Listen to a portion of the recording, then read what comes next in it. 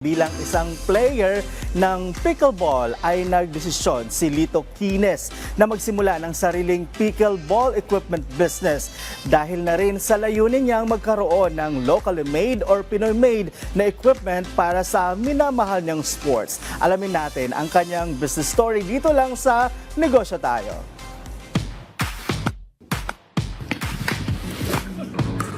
Ang isa sa mga sumisikat ngayon dito sa Pilipinas na hobby or sports ay ang paglalaro ng pickleball. Dahil dyan ay isang pickleball equipment business ang itatampok natin ngayon upang alamin ang kanilang sikreto sa successful na negosyo.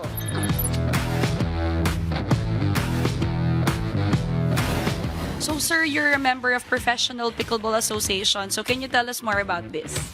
There are two groups, no? I came to another group, yung PPA, yung Professional Pickleball Associations, and the other group is PPF, yung Philippine Pickleball Federations, no? I started with this group to PPA, at pagkatapos, siguro way back 2018, 2019, bago nag-pandemic, nagpo-promote kami ng pickleball. Then, nung nagkaroon ng shutdown, Ma'am Dayan, no, nung pandemic, alam nyo, kahit naka-shutdown, nag-grow siya kasi indoor siya. Then, nung nag-open na noong 2022, doon na nag-start. Nag-grow na tayo. At ngayon, napakalaki na ng pickleball sa Pilipinas. Can you share with us if you're gonna go back in time while you were building this business? At paano mo to binild on your own? Bali, yung idea kasi na yung mahal yung equipment yung mahal yung equipment, Ma'am Dayan, ng pickleball coming from abroad. So dito namin nakita na hindi yung opportunity lang, kundi yung needs, yung pangangailangan na dapat maging affordable, tong sports na ito at maging accessible sa lahat. Can you tell us more about your struggles, yung challenges along the way, Sir Lito?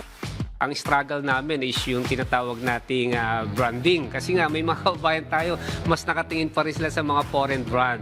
Pangalawa naman is yung requirements ng USPA kasi meron tayong mga tinatawag certification ng mga equipment, Ma'am Dayan. Itong certification na ito ay minsan nire-require sa mga tournament. And now we are very fortunate. Hindi lang kami technique kundi yung mga kababayan natin na masasabi natin meron tayo ngayon 2 hanggang 5 certified paddle. So in the Philippines, this is local brand, Filipino brand, and can compete not only locally but also internationally. Nakaka-proud, no? Kasi isipin mo, we can already compete internationally and nag-put up ko on your own.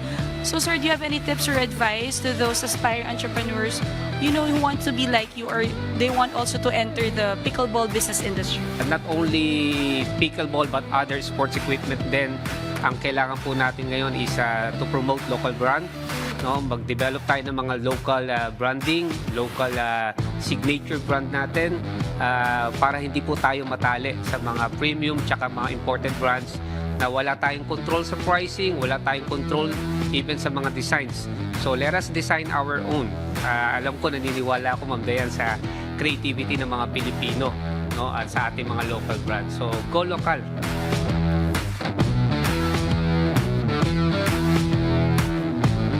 Buy local, support local. Maiging suportahan natin ang mga gawang Philippine-made products. At yan po ang aral na ibinahagi sa atin ng business owner na si Sir Lito Quines. Magkita-kita po tayo ulit sa susunod para sa panibagong inspiring business stories na ibabahagi namin sa inyo. Kaya naman, tara, negosyo tayo!